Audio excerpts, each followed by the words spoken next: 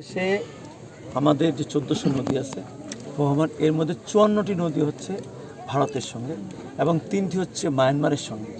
আমরা ইতিমধ্যে আপনারা দেখেছেন গত পরশুদিন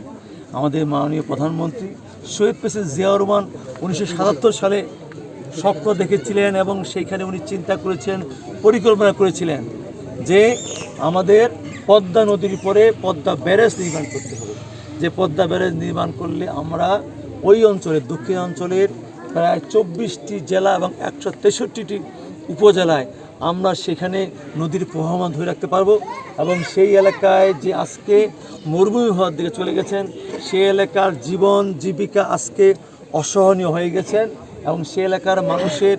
প্রত্যেকটি স্তরে তাদের লবণাক্ত পানিগুলো তৈরি হয়েছেন। সেখানে মাছ চাষ হয় না, সেখানে ফসল উৎপাদন হয় না, সেখানে মানুষ জীবন জীবিকা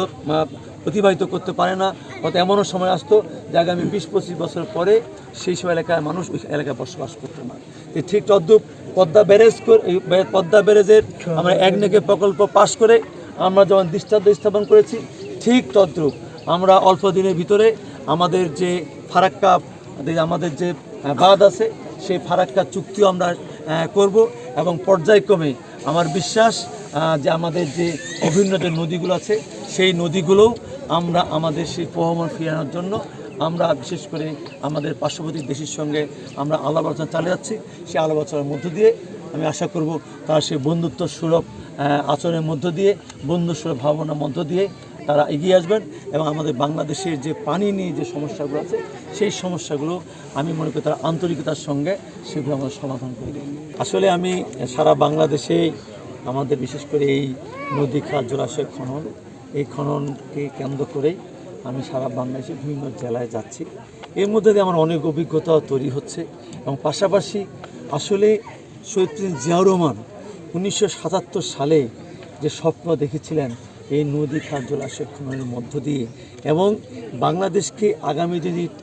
ধরে রাখতে হয়, এই নদীমাতৃক বাংলাদেশকে যদি আগামী দিনে বাঁচাতে হয়, তাহলে আসলে এই নদী খাল জলাশয় খনন পুনঃখনন এবং এটা পুনরুদ্ধার করে আমাদের সেই নদীগুলোর সেই প্রবাহমান যদি আমরা ধরে রাখতে না পারি, তাহলে কিন্তু অদূর ভবিষ্যতে আমাদের বাংলাদেশ কিন্তু মরুভূমিতে পরিণত হবে। এবং আপনারা খেয়াল করবেন বাংলাদেশের আমাদের এই অঞ্চলে কিন্তু আগে আমরা 20 ফুট 25 ফুট 30 ফুট খুললেই কিন্তু আমরা টিউবওয়েলের পানির পাইতাম। এখন কি পাওয়া যায়? 80 ফুট 90 ফুটে কিন্তু পানি পাওয়া যায় না। কাজেই সেই ক্ষেত্রে যে বাংলাদেশের 1400 নদী প্রবাহমান ছিল, সেই বাংলাদেশে কিন্তু 700 নদী প্রবাহমান নয়। কাজেই আজকে কিন্তু আমাদের এই সারা দেশে আমরা যখন যাচ্ছি, মানুষজন আমাদের কথা শুনছেন এবং আমি বলতে চাই সাধারণ মানুষের এত বেশি আগ্রহ তৈরি হয়েছেন এবং এই কার্যক্রমকে এত বেশি সাধুবাদ জানাচ্ছেন এবং মানুষজন আজকে বুঝতে শিখেছেন আগামী দিনে নদীমাতৃক বাংলাদেশকে বাঁচাতে গেলে সত্যি এই খাল খনন, নদী জলাশয় খনন পুনঃখনন এবং নদী প্রবাহমান এবং পানির স্তরকে যে আমরা উপরে তুলে নিতে চাই, বাংলাদেশকে বাঁচাতে চাই, খাদ্যের সংরক্ষণ করতে চাই এবং বাংলাদেশে খাদ্যে রপ্তানি করতে চাই। কাজেই এই পানি সম্পদ মন্ত্রণালয়ের অধীনে মাননীয় প্রধানমন্ত্রী তারেক রহমান যে 20,000 সারা দেশে নদী খাল জলাশয় খননের কর্মসূচি যে হাতে নিয়েছেন, এটা বাস্তবায়ন ছাড়া কোনো রাস্তা আর আমাদের সামনে নাই। এবং সবচেয়ে আমার আনন্দের বিষয় যে প্রতিটি গ্রামের প্রতিটি স্তরে যেখানে যাচ্ছি, হয়তো একটি ব্যক্তি একটি প্রতিষ্ঠান হয়তো কোনো একটি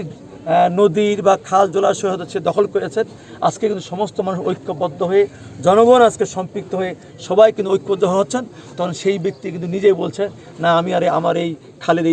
এই অংশটি যে দখল করেছি সেটা আমি ছেড়ে দেবো, এখানে ফ্যাক্টরি করেছি আমি ছেড়ে দেবো, এখানে আমি দোকান করেছি ছেড়ে দেবো, ছেড়ে দিয়ে এখানকার নদীর প্রবাহমান আমরা ফিরে নিয়ে আসবো, যার মধ্যে নদীমাতৃক বাংলাদেশ আবার সেই নদীমাতৃক বাংলাদেশে ফিরে আসবে।